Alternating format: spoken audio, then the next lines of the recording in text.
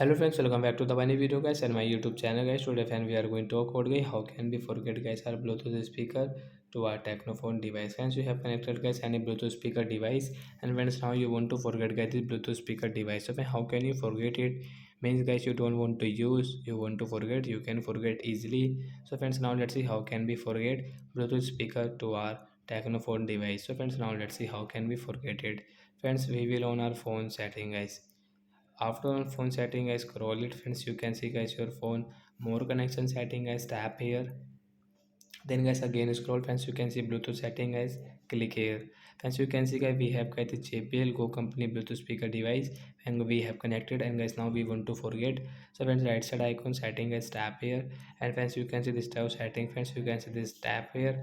Friends, you can see guys your speaker device name guys, you want to change your Bluetooth speaker device name. So friends, you can change it.